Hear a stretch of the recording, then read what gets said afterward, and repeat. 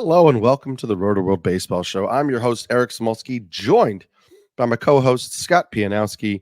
At the start of this July 4th week, we're fully in summer. I mean, it is full go now, Scott. It is. Not full go on the Monday schedule, but I guess they wanted to protect those 4th of July tickets, in case of rainouts and whatnot. And yeah, so we just crept past the halfway point. So this is a time where you're taking stock, what's working, what hasn't worked, what's defined the season. And just, maybe have a hot dog or two, have a beer, watch some baseball. It's a great day for America. It is, yes. That hot dog competition drama from a few weeks ago of is Kobayashi going to be in it or not? Who knows? Wimbledon started. It's fun. It's fun for tennis, fun for sports right now. It's fun for baseball because we've got a young stud prospect coming up. So obviously on our Monday shows, we go over the news and notes, the top waiver wire claims. So we're going to go through all of that. We're starting off with James Wood. James Wood getting called up for the Nationals. He is a 21-year-old outfielder, currently the number 3 ranked prospect in baseball on MLB Pipeline's list, behind Jackson Holliday and Junior Caminero, who, as we know, have both gotten chances at the major league level so far. James Wood has not yet gotten a chance at the major league level. This is a guy that started the year in Double-A. And was absolutely just raking. Was injured, came back. I didn't expect him to get called up this early because I did think the Nationals were going to, maybe try to manipulate the service time a little bit, call him up next year when he could win NL Rookie of the Year, not exhaust his rookie eligibility. But in AAA, he's hitting 346. He has an OPS over 1,000, 1.036, 10.3% barrel rate. Contact rate is up at 74%. Strikeout rate is down to just 18.2%, which is great for him from last year. And then there was just a cool stat that was shared. I believe actually the Underdog MLB stat account shared it. But since 2006, the highest WRC plus by a qualified AAA hitter age 21 or younger is James Wood's 173 this year.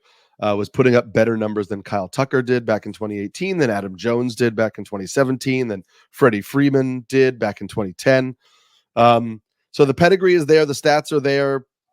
We saw that with Jackson Holliday too, and it didn't quite go so well. So what are your expectations for James Wood, for the rest of this year? Yeah, first of all, compliment Yahoo managers. He was 25% rostered when Andy Barron sent out the call on Friday, and Wood has since chased up to 59% rostered in Yahoo, and I'm sure that number's only going to go up. Here's another piece of that Juan Soto trade, right? I mean, C.J. Abrams and Mackenzie Gore, who have already been good players. Maybe they're not stars yet, but they're on the cusp of maybe being stars. And you could argue Wood is a higher ceiling than both of those guys. And the thing about Wood is you'll identify him right away. I mean, he's 6'7". He cuts a really good figure in the uniform. He fills up the uniform nicely, and he also has that speed to go with the power. We know it is not. If we excuse the Japanese pitchers because they're really kind of professionals when they come over here, it's been kind of a bad rookie season, and obviously Holiday didn't do a thing when the Orioles called him up, although some of the other Baltimore young players have played well. But generally it's been, I understand the person who may have been like, hey, wait a minute, you told me what a great deal it was for Jackson Holiday. He didn't do anything, I get that. But all that matters is what the ceiling is for Wood. The ceiling for Wood is that he's a power speed guy right away. We know Washington wants to run aggressively. Every time Lane Thomas gets on base, it feels like he runs. Abrams is a speed guy. They've been quasi-competitive. I don't think they're really a playoff contending team, but they're not a bad team. The rotation has actually had a lot of fantasy value this year, which I don't think everybody expected. Kyle Finnegan's racking up saves left and right. But all that matters is that Wood could be an impact player right away, and he could be a 5-category impact player right away. If nothing else, the power and the speed could be relevant immediately, and that means a player like this, you have to see what's possible and try to add them if you can, and understanding that there's no guarantee. And when these guys struggle, that a lot of times they get sent down in quick order. But there's an upside, there's a pedigree. This isn't a prospect. This is one of the premier prospects. You have to make that delineation. So I tried to get Wood in a few different places, get outbid, and it's frustrating. I think I'm sitting out Wood. Obviously, DJ Short, the Nationals guy, grabbed him in the Friends and Family League. But I'm excited, and I think there's a decent chance he'll succeed right away. Yeah, listen, my concerns with Wood were less about his overall talent and more about whether the Nationals were going to call him up early and whether they're going to call him up for a full-time job. Because one of the things that our own James Shiano mentioned on a Q&A that we did was that Rookie of the Year or that service time qualifications are more about games played and not about time spent on a major league roster. So theoretically, the Nationals could call him up now, but they could, sit him against lefties. They could not play him every single day, and he could remain on the big league roster, but not accrue enough games to lose his rookie eligibility. But then they called him up today, Monday, and the Mets have 3 lefties set to start on Monday, Tuesday, and Wednesday, which tells me they're not planning to platoon him in the early going. Otherwise, they would have just called him up later in the week. So I don't think he's going to platoon. At least that's not the plan going in. I don't see why they would call him up then without thinking he's going to spend the rest of the year in the roster. And he answered, again, it's only 52 games in AAA this year, but he answered a lot of the contact issues from last year as well.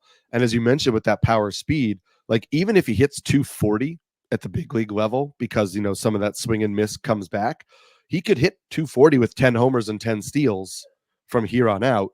And that's going to be incredibly valuable for you in almost all formats.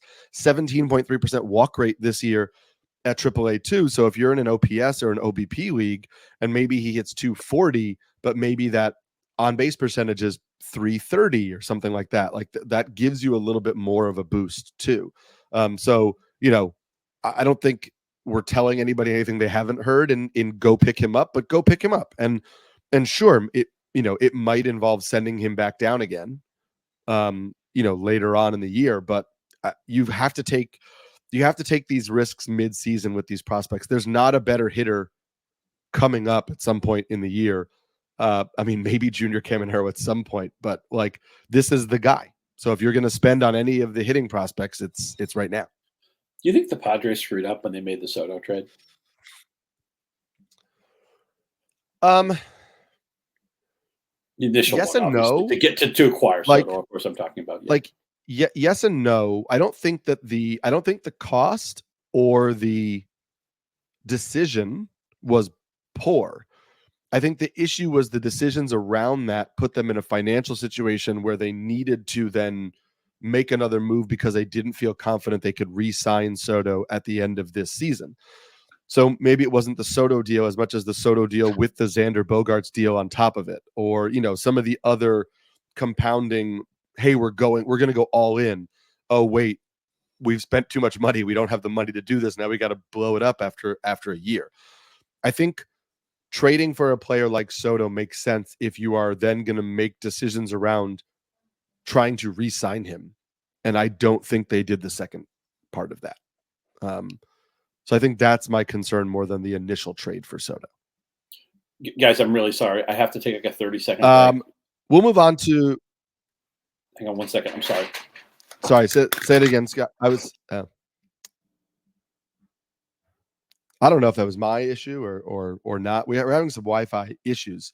But there's another prospect called up, and it was Jhonskey Noel, who was called up for the Guardians.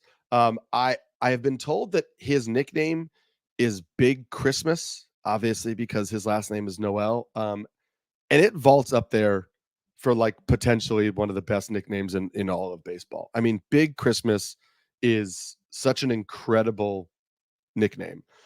This is a guy who is 22 years old. He was hitting 295 in AAA for the Guardians with 18 home runs, just one stolen base. So you're not going to get a lot of speed from Noel, but 21.1% strikeout rate, 6.7% walk rate.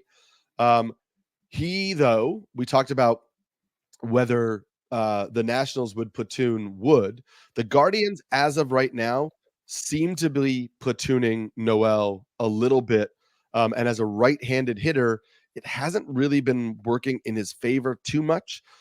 They played him at first base when he got called up on Wednesday. He sat 2 games. They played him in right field against a lefty on Saturday, where he hit a home run. So they played him in right field against a righty on Sunday. But it seems like Noel for the Guardians is going to need to prove that he can make contact in order to earn his spot in this lineup. Currently has a 50% strikeout rate. It's only 5 games. But he comes with much more risk than James Wood. But I'm curious, Scott, with Jhonskey Noel, given his immense power, if you're willing to take a gamble in certain formats that maybe he could hit his way into a bigger spot in this lineup. Yeah, I didn't approach him aggressively in the recent waiver period for a couple of reasons. As you mentioned, not playing every day since the recall. And even though he hit the 27 home runs last year at AAA, the slash was only 220, 303, 420 slugging percentage. So I think the home runs look better than that slugging percentage does. I realized that he was tearing it up at Columbus this year. He looks like a different player. So that's a fair point that maybe he can. Players get better. He's 22 years old. These guys are allowed to have time to figure out who they are. But he's already struck out 7 times in the short time he's been with Cleveland. He's only walked 1 time. None of these guys really have floors. You don't know what you're getting into. But the thing with Noel is because Cleveland has not steered into him as an everyday player, I feel like if he doesn't hit the high end of his ceiling right away, he's just going to be a part-time, right? Right. If I get beat to the punch on this, I can totally live with it. And we saw that with Manzardo earlier, that when he wasn't performing right away, they weren't going to force him into the lineup. They don't have any reason to do that. They like him. He is interesting. The power is elite. There are a few people who can hit as hard as he can. But if he's not going to make contact, he's not going to be in the lineup. So they're going to give him a shot. He's going to get some opportunities. As you saw, like over the weekend, they'll let him run a hot streak into more games. Like you hit a home run, let's see if you can run it back out there and get into the lineup again. But it's not going to be forced in the lineup every day. It does make him a little bit risky. I picked him up in an OPS league where I think, that power plays a little bit more. And so I would still be looking to add him because I think that if you need power, because most people need power nowadays, and that power is kind of a difference-making asset, but just understand that it is volatile. The rest of the profile is volatile. We talked last week about the Brewers likely calling up Garrett Mitchell soon, and it just happened less than an hour ago. Garrett Mitchell just got called up, activated off the 60-day IL, and what do you know? The Brewers sent down Tyler Black. So that's another example. If you're talking about the Jhonskey Noel risk, like Tyler Black, who people have been spending waiver wire money on, both times he's been called up and has not played and keeps getting sent back down. And that is part of the risk.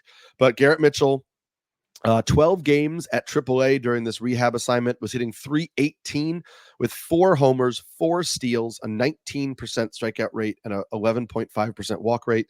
You and I talked last week that we both believe he's going to slot right back into that center field job that they wanted him to have in spring training. I picked up some shares this weekend. It's great that he's going to Coors right off the bat. I think if you're in a league that allows you to make waiver wire moves in the middle of the week, I would be adding him. I think that there's a really good chance, that he is the starting center fielder for the Brewers for the rest of the year. He's got power, speed. That's a pretty good lineup, a good home park. I think there's some fantasy goodness here. Yeah, for sure. And just 4% rostered in Yahoo, as you mentioned, Colorado right out of the box.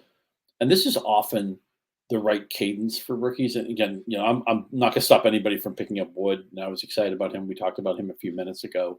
But Mitchell, a player who's come up, was a rated prospect, struggled a little bit, was hurt for a while, kind of falls out of our consciousness. Now he's back on a Milwaukee team in a lineup that's been better than expected.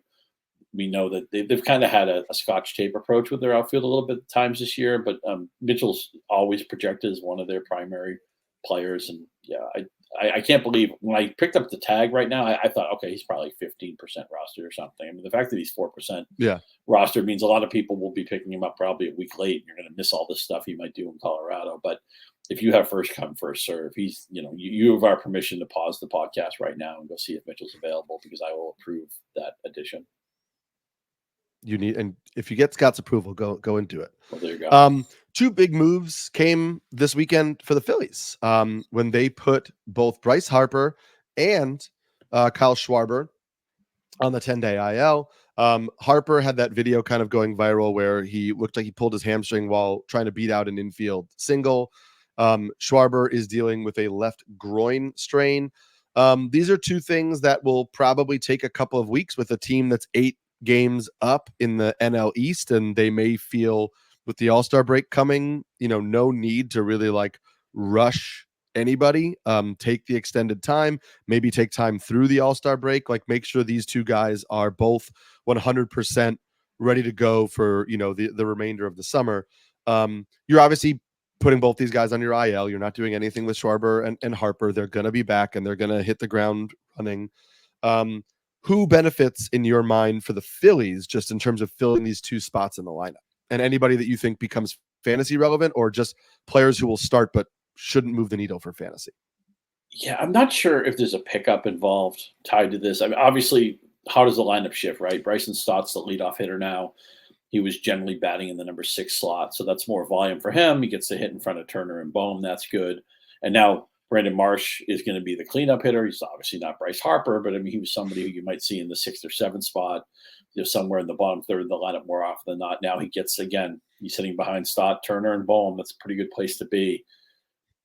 Man, I needed Bryce Harper. Bryce Harper was a linchpin of my best teams, and what makes me a little bit nervous is that Philadelphia has such a sizable lead in that division, and I don't see, I know Atlanta's hung around despite so many of their players either getting hurt or underperforming or a combination of both. But load management, teams understand this, and the Dodgers are all about this. The Phillies, I think they can say, okay, well, all that matters, we're in the playoffs already. But the division's probably 90% in our back pocket already. All that matters is Bryce Harper and Kyle Schwarber are productive. Let's get them back near the end of the season and feel good about them when we go into October, and let's get back to the World Series. So you would think, and one thing I will say about Bryce Harper is that when he's been hurt before, he's always been like, oh, I'm going to beat my timetable. I'm going to come back quickly. And a lot of times I take that and I kind of roll my eyes because everybody thinks they're a superhero. With Harper, I believe it because he's beaten timetables before. He's also, props to Harper, a lot of times people view first base as like a blow-off position. He's made himself into a plus defender. And I think it's fascinating how he and Mike Trout came up, and it was always Trout was Batman and Bryce Harper was Robin. He's a great player, but it's like Mike Trout is the player of his generation. And it's so interesting in their 30s that Harper, I think, is just usurped Trout. I realize that a lot of it is just Trout's been hurt so much, but Trout's starting to remind me of Ken Griffey Jr. or maybe even like, Mickey Mantle or somebody, just a little star-crossed of a career in the 30s aren't going to be so much fun. And I think Harper has a chance at, I realize that Trout, there's just a certain part of Trout, the experience of Trout that maybe nobody can match. But I feel like Bryce Harper's career might just look a lot better than Trout's at the end of it. When it's all said and done, I can see that. Hurry back, Bryce Harper. I need you. But I don't think the Phillies are they're going to take their time on this, and that's a little bit frustrating. Do you see a pickup here? David Dahl's one of those. He's still in baseball. I was surprised he wasn't on the Angels because they have like 5 of those guys. But I mean, it's Brandon Marsh for me. You mentioned, and Marsh. I was interested in Marsh. I wrote him up in my waiver wire column, which I do every Sunday over at NBC Sports. I wrote him up just because there's like mild power speed upside. With him, like deep league power speed, where if you get 15, 10, like that is. I didn't realize he was at 23%. I just assumed he must have chased over 50. So that's bad on me. I didn't realize he was that available. He's not available in my leagues, but still, go get him. 23%. He's only 23%. He's hitting cleanup, and I think in deeper formats like Cody Clemens is interesting. He got activated off the IL and will be the first base. It seems like he will be the first baseman for the Phillies. Left-handed hitter, so he'll play against all righties. The surface level stats aren't great right now, but in a small sample, 11% barrel rate this year. Hitting the ball hard, going to play first base regularly in a good lineup. I'm not running out and adding Cody Clemens in 12-team leagues, but in 15-team leagues, I could see if I really was in a bind at the corner infield spot. Like, I think that having a guy hitting the ball hard, playing every day in one of the best lineups in baseball, and obviously that lineup is not as good without Harper and Schwarber, but they're talented players in that lineup. I think Cody Clemens could be an interesting pick. but it is Brandon Marsh for me. I was telling people, and I was saying it a lot, and I started to doubt myself because it was taking forever, but I was saying, try to hold firm on Christian Scott. The Mets sent Christian Scott down, but there was an expectation that Christian Scott was going to be called back up. And the Mets sent Tyler Megil down to the minors this weekend, and there is a expectation that Christian Scott is going to be called back up this week. I assume you're trying to pick up Christian Scott wherever you can if he's available in your leagues. Oh, for sure. I mean, the strikeout rate singing at AAA, it was good, or at least playable in the major league level. And the Mets look like a more competitive team now with some guys off the DL or the IL, I should say. What a year Brandon Nimmo's had. Brandon Nimmo's on pace to score and drive in 100 runs. You don't see seasons like that. You don't see seasons like that often, especially from a guy like Brandon Nimmo, who I feel like nobody ever talks about. Just a really good offensive player. But they have Alvarez back in that lineup. Vientos has been really good at third base. We'll talk about him. I feel like every episode there's a little bit of Mark Vientos sprinkled in. So I'm buying what the Mets are selling. I guess it's the power of Grimace. And Christian Scott, it was one of those demotions where it's like, what has he really done wrong to go down, right? I mean, he pitched well enough to hold a spot, but that's what they did. I feel like once he comes up, he'll hold a rotation spot for the rest of the year until it becomes maybe a case of innings management. And he's 25 years old too, so it's not somebody we talk about, with the 21, 22-year-olds. Yeah, we get it. And when somebody's in their mid-20s, just, throw them in the deep end of the pool and let them swim. Yeah. Man, so we are dealing with some Wi-Fi issues on my end right here. It is a real pain in the butt. What last thing before we get some quick hitters? Lars Nootbaar is started a rehab assignment this weekend. Is he somebody you're stashing? Like, there's been some, buzz around Nootbaar. It hasn't really kind of like carried over into his MLB stat line so far, but there's some interesting, like, if he pulls the ball more, lifting, he's trying. There's some power in there. Is he somebody you're stashing, or you need to see him come up and hit before you put him in your lineup? Yeah, if it's if one of the deeper mixers, 13 to 15 team, I think I would do it. I've always liked the walk strikeout profile, and I've always felt he had a mix of power and speed. It's just a matter of him staying healthy. And we know the Cardinals, they're just one of those jigsaw lineups where it feels like you never know day to day who's playing and who isn't playing. But Nootbaar is always a left-handed hitter too, so we need to know that he's in the lineup every day. Because one thing is, it's great that their left-handed hitters crush right-handed pitching generally, but they need to be able to hit left-handed pitching to play all the time. I'm interested in Nootbaar. He's a monitor in 10 to 12 team leagues. I think he's somebody you add in the deeper formats. Yeah, I think I'm on the same page as you. Quick hitters. Gavin Williams coming back finally for the Guardians. Looks like he's going to make his debut this week. Triston McKenzie was sent down. Just so you know where I'm at with Triston McKenzie, I cut him in AL Tout. It's an AL only league. I cut him. We know he's hurt. We know he's pitching through an elbow injury. He's been really bad of late. Now he's in the minors. I don't know when he's necessarily going to come back. The Guardians also signed Matthew Boyd, who was coming off Tommy John surgery. He was 93 miles per hour in his workout for teams. So there's a chance that Matthew Boyd is, pushing it for a spot in the Guardians rotation, maybe August-ish. I mean, he's going to have to pitch in some rehab games and build back up. But I don't know that Triston McKenzie is locked into a rotation spot here. Jose Soriano is back for the Angels. He's going to start today against Oakland. I added him in a few leagues. He was down with like a stomach and an abdominal issue. So him being on the IL had nothing to do with his arm. So he did not need a rehab start. And I think we can kind of like run back in with that. With Spencer Turnbull hurt, the Phillies are going to Michael Mercado as they're saying it's like a trial run in the starting rotation. So he is going to start. He's pitched 14 games for AAA in AAA this year with a 1.71 ERA, 31 hits allowed, 44 strikeouts, 23 walks. He's not a big time prospect nationally speaking. He is a good pitching prospect for the Phillies, but and he looked, his four-seam fastball played in spring training, had a 46% whiff rate on the four-seam in spring training, which was good, but it's spring training and, we don't have a lot else to go off of.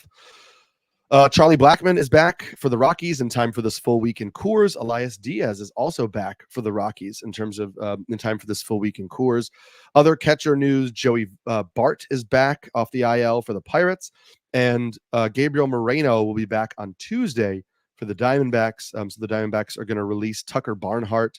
Xander Bogaerts is back taking live BP as he comes back from a fractured shoulder. There's no timeline yet, but he's taking live BP swings and looking good. Triston Casas has started swinging again for the Red Sox. He still hopes to come back in July, but there's no firm timetable there. And then there's likely one more rehab start for Marlins starter Edward Cabrera before he pushes back into the rotation ahead of Max Meyer, which I have dropped Max Meyer in a couple 12-team leagues where I was stashing him because they clearly want to pitch anybody other than him. And if Cabrera comes off the IL next week, then I think Cabrera is going to get a shot before Meyer. So we might be looking at a few weeks now for Max Meyer. It might be after the trade deadline at this point if they're manipulating service time with him. And then the last note was that the Cubs called up Jorge Lopez, who's famous for the on-field meltdown this year with the Mets. Important to note, like, the context behind all of that and like all the struggles that Lopez is enduring off the field. And obviously, just a moment of frustration that kind of went viral. But Jorge Lopez has been a good reliever in the past and has experience closing games, in particular with the Orioles. We know this Cubs bullpen is a little bit of a nightmare. So I don't know that he immediately vaults into the late inning mix, but he is a name now to add to the collection of names in the late inning mix for the Cubs.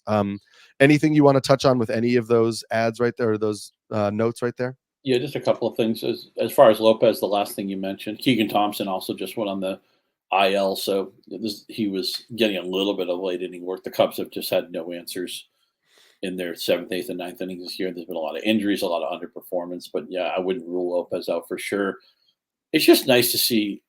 I'm not rooting against Triston McKenzie, but they tried to put off surgery. They tried to just throw him out there. He's been pitching hurt all year. The walk strikeout rate's horrible. He's allowing a ton of home runs. His ERA has been over 5. His component stat says his ERA should even be a run worse.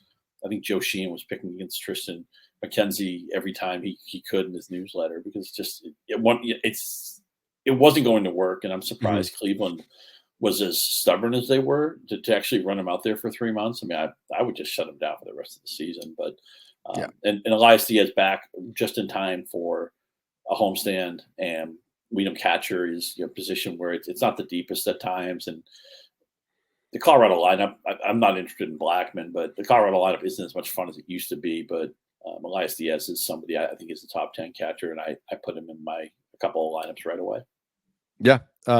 And then obviously you and I, for both fantasy and baseball fandom, fingers crossed on Triston Casas, but whether that's July or early August, who knows? He's trending back in the right direction. I'm going to mention one other thing too. Xander Bogaerts was actually available in one of my 12-team head-to-head leagues, and I could have IL stashed him.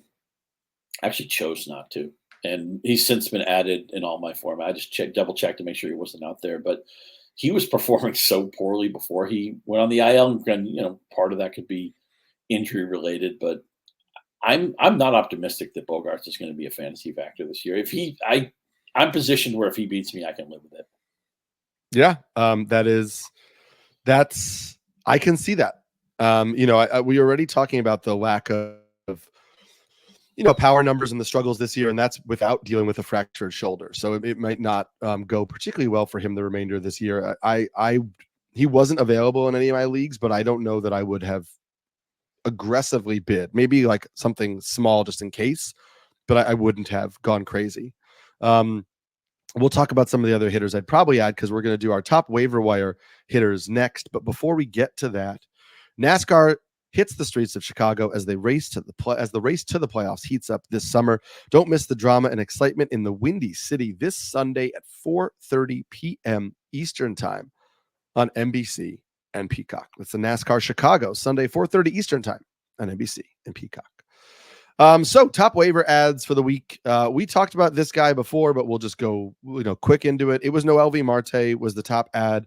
In a lot of leagues, he was unable to be added until He played in MLB game, like in NFBC formats. So because he got activated this past week, he's been added. You mentioned he was hitting 151 in 12 games at AAA. He had a 28% strikeout rate. He had not taken a single walk in 4 games so far at the big league level. He is 3 for 17. That's a 176 batting average. Just 4 strikeouts, but no walks, 2 stolen bases. He's going to play every day, at least in the immediate, for the Reds. He was good as a rookie last year, hit 316 in 35 games for the Reds with 3 homers, 6 steals, and just a 20% strikeout rate. So I don't imagine the strikeout rate will be an issue. But you had expressed some concern that he might not really light it up right out of the gate. So were you trying to get him wherever you could last night, or were you a little more tepid? Yeah, there's one keeper league where we had Marte. We're holding him all year. A really cheap option on him. So I would love it if he's productive. He also made the game that he stole the 2 bases. I think he actually made 2 errors too.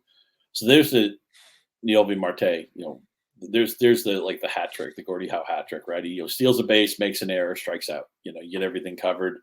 It does help that Christian Encarnacion Strand is out for the rest of the season. That helps Marte's playability, because eventually they'll get Candelario back. Does Marte is he going to be their third baseman? Is he going to be their rover? Is he going to play some first base? Is he going to DH? Again, I talk about these jigsaw puzzle lineups, and maybe no team has as many jigsaw pieces as the Reds. And also, coincidentally, their defense is really bad. Poor Hunter Green, his expected ERA is always better than what his actual is, because he has to pitch in front of his defense like every other Cincinnati player. Yeah. I want to be open-minded that we see through baseball history. You have guys like Vladimir Guerrero Sr., who didn't need to walk, who just could hit the ball no matter where you pitched it. And some guys can succeed like that. And I want to be open-minded to outliers. I just hate the approach I've seen from Marte since he's come back has been so poor that it's the whole adage that why should you throw a guy a strike who will swing at a ball? Right now that's Marte. So I'm in that league where I have an option on him. We played him this week. We're in a second division team anyway, so we're happy to get him back. We could use the speed if that translates, but I'm just concerned that he's getting himself out too much since he's come back to active play, including that rehab stint or whatever that you want to call that. I guess it wasn't a rehab. As you pointed out, why was he even allowed to play in the minors when he's suspended? Kind of a strange quirk in the MLB rules. It almost feels like a loophole, but yeah, I want to be wrong on this because it will benefit me and my partner, the great Scotty Gleason, who I talked about last week, the guy who bought the Red Sox season tickets, even though he lives in Long Island, New York. What a great American he is. But I want Marte to pop. I viewed him more skeptically in leagues where I could have bid on him. I didn't land him anywhere. Yeah, he was only. I say you should be adding him, right? Because he has upside. You should definitely be adding him. For That's sure. probably not a surprise to anybody. He was drafted top 100 before the suspension. Yes. That's how people felt about him. Exactly. Though I will say that things have changed a little bit more for me now, where he was only available in one of my NFBC formats, and it was a league where Manny Machado was my starting third baseman, but I had been able to add Mark Vientos and Jose Miranda. Love Vientos. And I chose not to add Marte over Vientos and Miranda. I think those two guys are playing really well. And also those two guys are available. Vientos is only 51% rostered in Yahoo formats. Miranda is, I think, 28% rostered in Yahoo formats. Miranda has started the last 5 straight games. Miranda is starting pretty much every day for the Twins. Jose Miranda might be the most underrated hitter in baseball right now. In June, in 25 games in June, he hit 333 with 3 home runs, 20 RBIs in 25 games, 10 runs scored. He had just a 12% strikeout rate and an 8% walk rate. This kind of led me to this point of I was looking at these third basemen who were added this week, and I'm still seeing a decent amount of ads for Vientos and Miranda and even Matt Chapman, who are guys who people kind of seem to have given up on early in the season. And I'm wondering if there's a guy in that group that really stands out to you, because I think all of these guys are being unfairly kind of punished in the public consciousness based on at least their roster rates and how quickly they're on and off people's rosters. Yeah, Vientos is one of my favorite players. I wish I had more Miranda. Again, I said a second ago, I think he might be the most underrated hitter in baseball right now. And this Minnesota lineup, right? And Correa's had a nice bounce back season. Byron Buxton just had a monster week. I didn't see the player of the week, but I have a feeling it probably was Byron Buxton. Minnesota's 8th in runs per game. This is an offense this is a team I was really skeptical of. I thought their pitching staff was interesting, but I thought their lineup was questionable before the year. It's outkicked my coverage for sure, or what I expected from them. And Vientos, I don't know why people have been so slow to add him, but Miranda, I think it's a case of he's an older guy. Even though he was a second round pick, he was never a quote unquote hot prospect. And maybe there's just something a little bit. Maybe the Minnesota offense the names kind of run together at times because they have a lot of Jose Miranda types. But he's a good player, and I think Vientos is going to be the Mets. I know the only thing you have to deal with the Vientos that drives me crazy a little bit is when they're ahead in games, they'll take him out for defensive purposes. Right. And then the game might go to extra innings and he'll lose in a bat or two. You have to live with that. But I mean, that guy's just a pure hitter. Yeah, and I think people are concerned about the batting average, and I really do think that like there have been enough gains in the batting average where he isn't going to be a plus in that category, but I don't think this is a guy who's going to hit 220 at the big league level. Like he is now not trying to hit the cover off the ball every single time because he knows he has good raw power, and so he's being a little more contact focused and trusting the raw power to carry.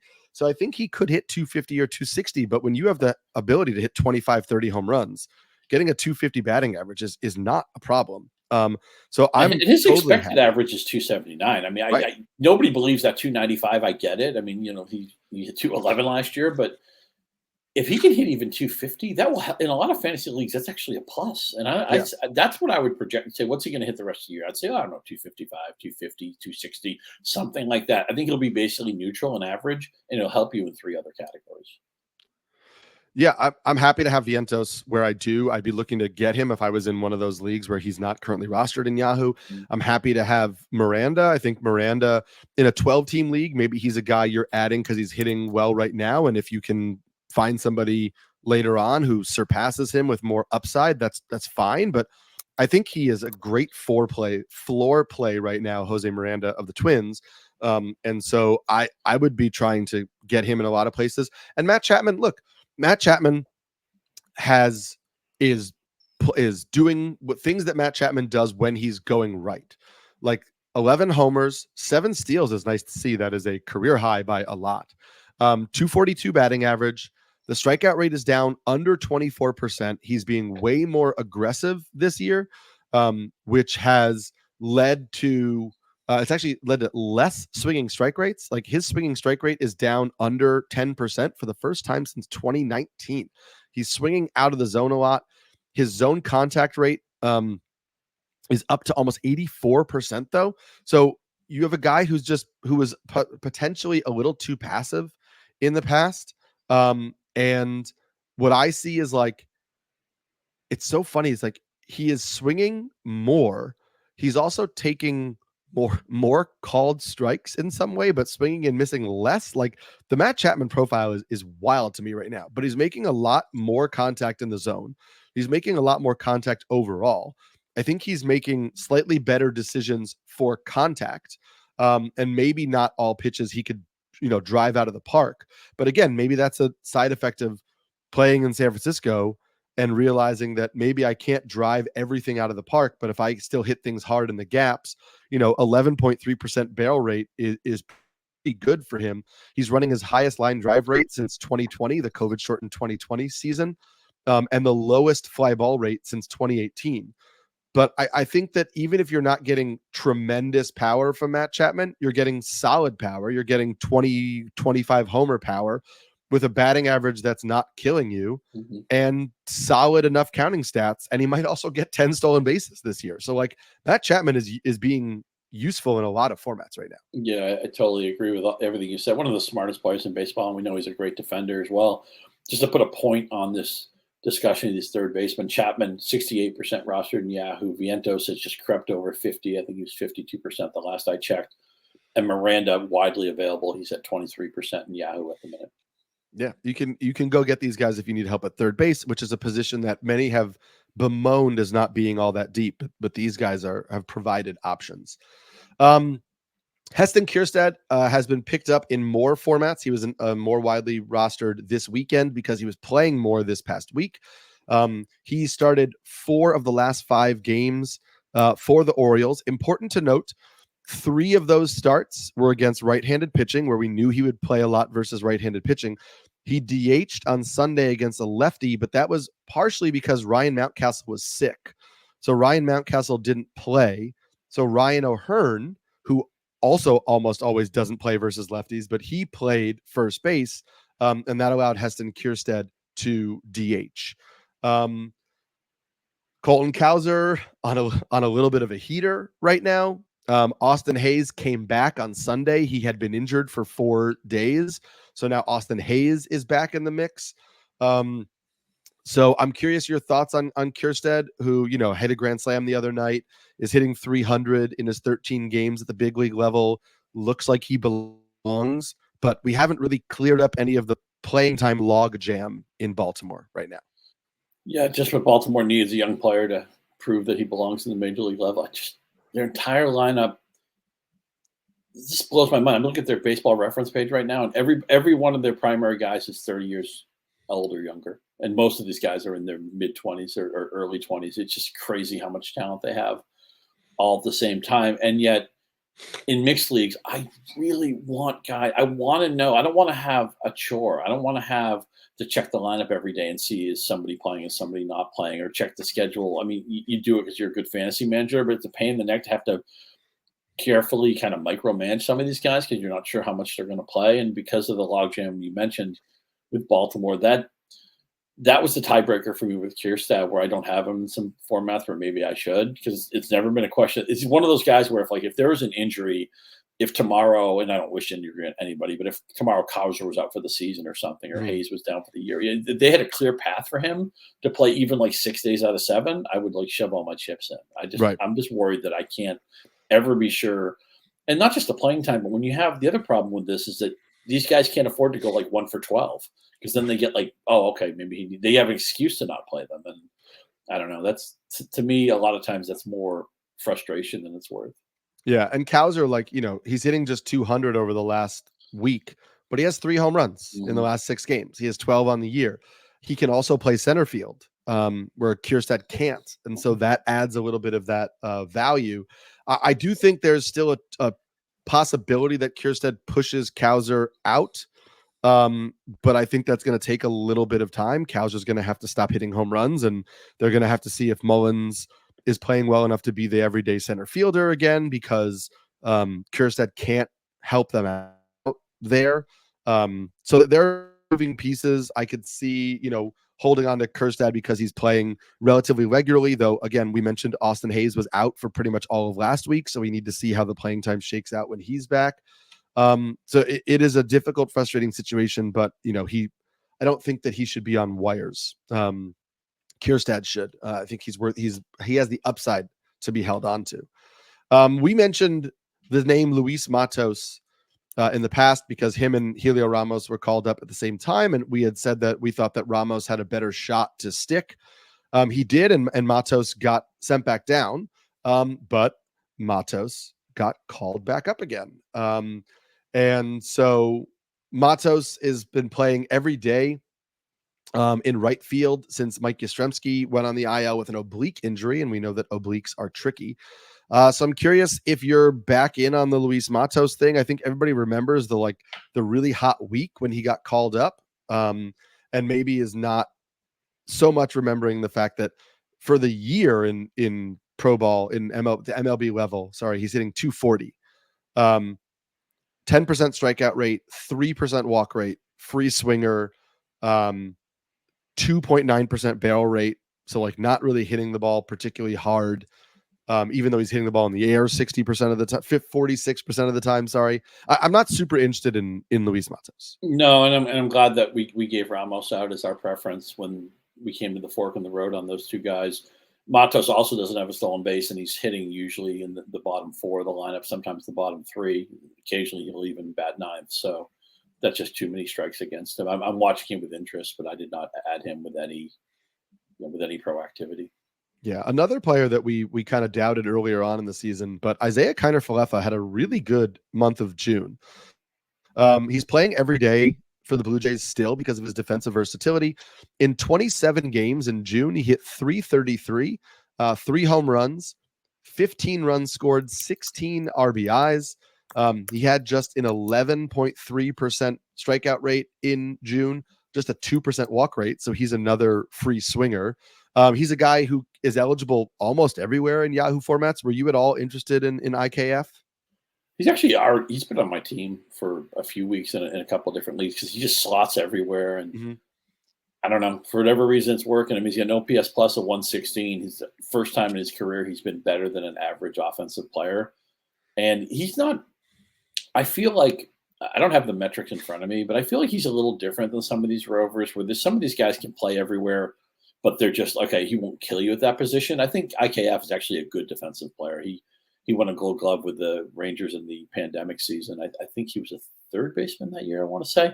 But we know he's a former catcher. This is a guy who can play just about everywhere, and he actually will help you defensively. Or maybe he's better than some of these guys who are just like, okay, we're not going to be crippled by having him there. I fully believe, I know it hasn't happened yet, but we're just about to start trade season. And maybe it's a little bit different this year where there are more teams, it seems like, in contention than a usual year. So some of the teams that might be sellers in a previous season might not choose to sell. Maybe the deadline won't be as interesting. But I think Toronto needs to think about at least making some changes, if not tearing the thing down completely. That may have to wait till the offseason before they completely push the button on it. But I think that's just going to mark IKF's territory in the lab even more, unless he's the guy who gets traded, which could happen. Right. The problem with IKF, if he gets traded, is he'd get traded to a better team that might be like, okay, great, you're the first guy off the bench. You're playing 4 or 5 times a week. We're in Toronto now. He's playing every day. Yeah, that is part of the risk with Kiner-Falefa. I will say that the contact rates are up, back to where he was in the years prior to last year, where he was a 260, 270 type of hitter. So I think we're kind of getting back into that 270 range for Kiner-Falefa. I'm really shocked. He stole 22 bases 2 years ago. He stole 14 bases last year, despite playing just 115 games. He's not running this year. I don't know if that seems to me like a Blue Jays thing. I don't really know why he's not stealing. And it's a little bit of a bummer for fantasy because let's say he's a 270 hitter.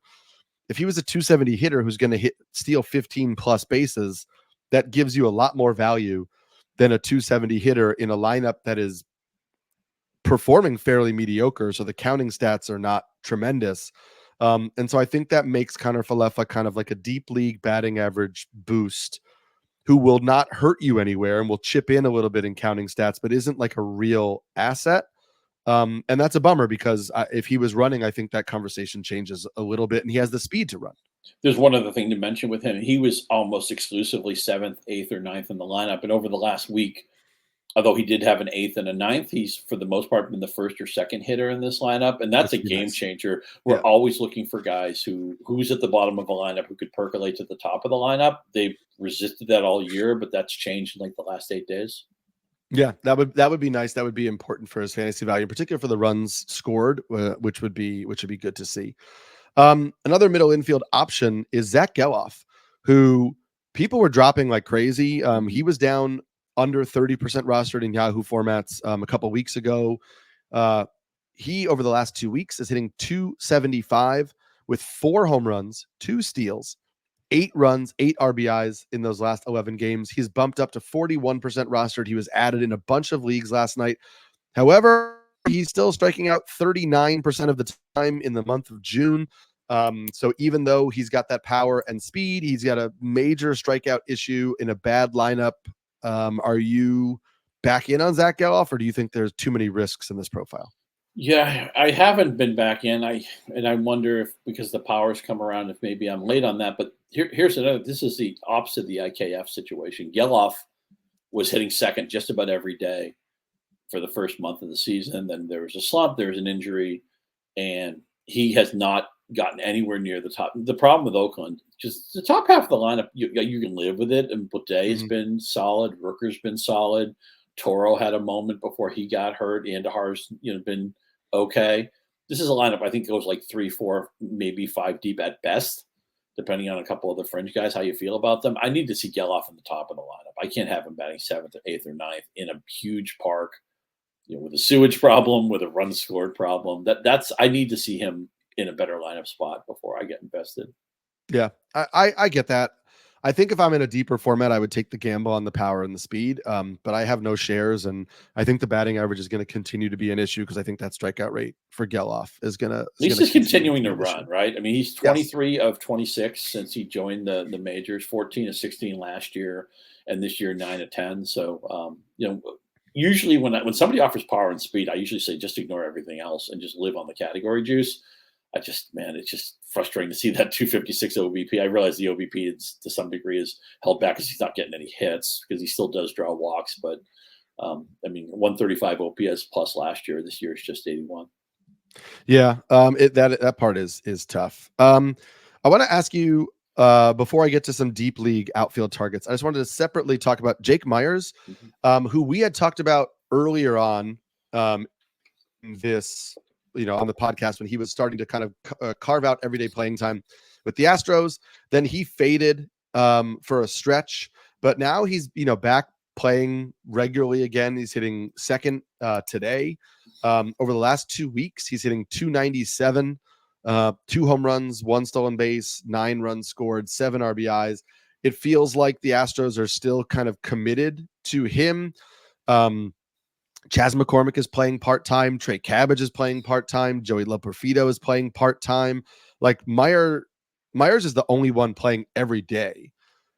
Do you still have enough confidence in him to run him out there? Do you have confidence in any of these other Astros outfielders, or is he the only guy until Kyle Tucker comes back? Yeah, it's Myers for me. And I actually added him in a couple of leagues, just 12% rostered in Yahoo, although that is 5% bounce from the last day. So his hot week has gotten some people interested. But the big thing for me is I think it's clear that Houston prefers him to McCormick. And to me, that's the tipping point. That's the inflection point that makes Myers somebody we can trust. And I think they just view McCormick as somebody who kind of had a fluky season last year, but didn't have any staying power.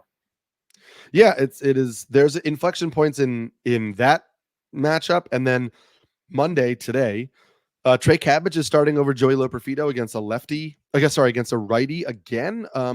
That's 2 starts in a row for Cabbage over Loperfido. Loperfido has been on the bench now for 3 straight games for the Astros. All 3 have been against right-handed pitching. That's not great because they were only playing Loperfido against righties early. They started playing him against lefties a little bit.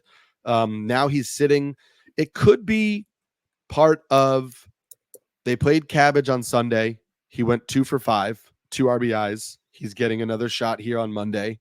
But listen, Cabbage had some power, speed last year in the Angels organization. I think that neither one of these guys is distancing himself. We know that Kyle Tucker, when he comes back, whenever that is, because it's been so vague, is getting back into that spot. And so I don't know who's going to stay on as a bench outfielder, but I don't think either Trey Cabbage or Joey Loperfido is worth an ad in most formats right now while it's so muddled. Yeah, Loperfido just isn't playing enough, and it's frustrating because that AAA resume was so exciting, but they have to commit to him they still keep running out John Singleton too. I don't really understand that. At this point, I would just see if Loperfido had anything to offer, yes. But that's what they're doing. And again, just to put a point on the Myers McCormick thing, even on a day when they're both playing, Myers is sitting second, McCormick's sitting 9th. That tells you everything you need to know. We'll end the hitter section. There are 3 outfielders I wanted to talk to you about, deep league outfield targets who have stolen base upside, who are all rostered in fewer than 15% of Yahoo leagues. It's Stuart Fairchild, who is the everyday center fielder for the Reds now that TJ Friedl is out. Stuart Fairchild has 5 stolen bases over the last 2 weeks while hitting 256. That obviously has some value. Leody Taveras for the Rangers is still playing against all right-handed pitching. I know everybody was interested in Derek Hill because he hit some homers when he came up, but Hill's was primarily playing against lefties. Leody Taveras has 4 steals over the last 12 games while hitting 273. And then Harrison Bader, who we talked about after the Starling Marte injury. Bader, some power, some speed for the Mets, going to play every day. If you needed a little speed, between Fairchild and Leody Taveras and Bader, where would you lean? I mean, if all you cared about was short-term speed, I guess Fairchild. But I think Bader has the best chance of being long-term relevant because he's got more of a resume. The glove is really good.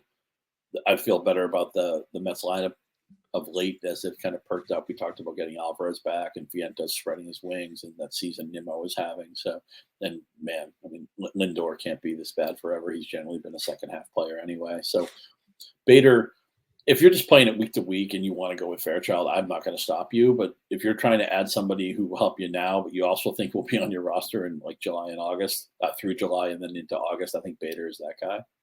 Yeah, I agree. I think Fairchild needs to be on more rosters if you need immediate speed because he's playing every day without TJ Friedl, and that team likes to run. But Bader is my long-term aspect or my long-term pick of that group as well. And the Leody Taveras thing is more just like, don't go crazy on the Derek Hill stuff. Like Leody Taveras is still playing regularly against righties. We'll get to some of the top pitching ads, but before we do that, tune in and watch the toughest cycling race of the year. Today through July 21st, the world's top cyclists compete for a chance to wear the yellow jacket in the Tour de France. Stream it on Peacock. That's June 29th. Started over the weekend to July 21st on NBC and Peacock. We'll talk about some of the most added pitchers. We talked about David Festa last week before his debut. He debuted. He was one of the most added pitchers in NFBC formats because he couldn't be picked up until he debuted, so he couldn't be added until after this start. Curious if you saw the start or what your impressions were. 5 innings pitched, 7 hits, 5 earned runs, 2 strikeouts, 1 walk. He had a 14% whiff rate. He had a 21% CSW. The surface level stats weren't particularly impressive, but he looks like he's going to have, at least a few weeks in the rotation with a chance to carve out more. Are you still adding David Festa of the Twins? I mean, it's just shocking to see him pitch that deep in a game and only strike out 2 guys because he had such a gigantic strikeout rate in the minors. Let's see. So he gets Detroit. Well, I mean, you couldn't ask for a better draw than Detroit and Chicago his next 2 starts. So I think you have, if you liked them a week ago, you have to see that schedule and say, okay, I'm going to stick this out. But it's just weird to see him only strike out 2 guys in 5 innings. Yeah. I watched the start and I liked what I saw and didn't like what I saw. You know what I mean? Like I liked the pitch shape. Velocity is good on the 4-seamer at 96. The slider is a really good pitch. The changeup looked good enough as a third pitch. And he was good for like three of the innings. He was really good. Ketel Marte got to him a little bit. And then there was a lot of a lot of those 7 hits were not incredibly hard hit. In the 4th inning in particular, where he gave up a few runs, it was like a lot of singles strung together from like a decent Diamondbacks lineup, right? Like he didn't get a cupcake matchup against the Diamondbacks. I know they're not a powerhouse on offense. But so it is something where like I like the shape of the pitches. I like what I saw from his stuff. I think better days are ahead. He gets the Tigers this week. And so I'm obviously willing to take a gamble on a pitcher who I think has that kind of upside going against the Tigers. And so like, I don't know. Chris Paddock is not injured. He's dealing with fatigue. So I don't know if they're going to give Festa the spot for the rest of the year, but I think he has a shot to earn it. So I might not go crazy with my bids, but I do like adding him where I can. Yeah. Again, Tigers, White Sox, take advantage of that. Yeah. Landon Knack is still in the rotation for the Dodgers. He was, he's given yet another start. So he was picked up in a lot of formats. He has a 2.08 ERA on the year in 30 1/3 innings. Not missing a lot of bats, 25 strikeouts in 30 innings, but just 8 walks, not really being hit hard. Yamamoto is down, Buehler's down, but was just with a hip injury, so he might be back. We know the Dodgers love to shuffle guys in and out of their rotation, so we don't know what kind of leash Landon Knack has, but I'm curious if you were trying to add him in leagues last night. Yeah, I wasn't. He's a hard guy to figure out. I mean, the 2.08 ERA, but his FIP is over 4. As you mentioned, the strikeout rate is a little bit under code, and just a lot of 5 and 4 2/3 and 5 and 4 2/3. He doesn't go deep in games. It's just hard to get a win when you don't go deep in a game. First of all, if you don't go 5 innings, you can't get a win as a starting pitcher. And even if you go 5, then you have to sweat out the bullpen and the lead changes and all that. So it's great that he's on the Dodgers, so you get the support, the infrastructure of that team. That's wonderful. But I need either better strikeout upside or better length in the games for him to be near the top of my preferred streamer pile. I mean, if you're desperate, or if you're just literally taking a guy and then dumping him in a head-to-head format or something like that, I can live with that. I think he gets Arizona this week, the same team that kind of got under Festa's skin last week, but he was not a proactive bat for me. That's where it's tough for me too, is like a guy who doesn't miss a lot of bats, who I have some concerns about, like his ability to consistently throw strikes, and he gets a lineup that's pretty tough this week. And so I didn't love it. I was putting bids on him, but casual bids. I was putting much higher bids on David Peterson, who has come back and rejoined the Mets rotation and has had some command issues, but has also shown real swing and miss. That start against the Yankees on Tuesday was wild because he started the game and he looked unhittable. Mm-hmm. I mean, he wound up striking out 8 in 4 1/3, but he also walked 5. But he gets a 2-step this week. He faces the Nationals and the Pirates. And it didn't really feel like a start where like one of those teams would kill him. Like if his command isn't there, you could have a start that's iffy, but it didn't feel like a blow up spot. 94 miles an hour on the 4-seamer. The changeup has been missing bats, which is good against right-handed hitters. So I was interested in taking the gamble on Peterson, hoping for at least one win in a pretty favorable schedule and a decent amount of strikeouts over 2 starts. Yeah, I was too. A lot of times when you look at the fringe 2-step pitchers, the problem is like, oh, this guy's going twice, but like one of them is against the Orioles, or one of them is against the Phillies or the Dodgers, or it's in Colorado, and you talk yourself out of it. When you see Peterson, you're like, oh, he gets Washington, Pittsburgh. Yeah, I'm fine with that. And in one of my head-to-head formats, I actually have McKenzie Gore, and Peterson and Gore are going to pitch against each other. Now, maybe that isn't the cheat code it used to be, where it's like, oh, one of these guys will get a win, because you just never can assume that anymore. Pitchers don't go as deep anymore. More wins are filtered into relief these days than ever before. But Peterson has shown the ability to at least go 6 or 6+ innings where wins are more likely to be found. As you mentioned, the strikeouts have been playing more in the last couple of starts. He did look really good in that Yankee start early on, and he looked pretty good at Texas too. That's a pretty good lineup too. And he went 6 innings against them, 2 earned runs. He had 6 strikeouts. So the trend is up. The schedule matches up. I've talked up the Mets. I don't mean to make them sound like the 1969 Mets or the 1986 Mets, or pick whatever Mets team you want to pick. But at least they're playing competitive baseball. They'll be favored at home most of the time against almost everybody. So yeah, I'm in on David Peterson. Yeah, and also just in case people are curious, yes, Sean Manaea has the same matchups. I much preferred Peterson this week. I think there's more strikeout upside.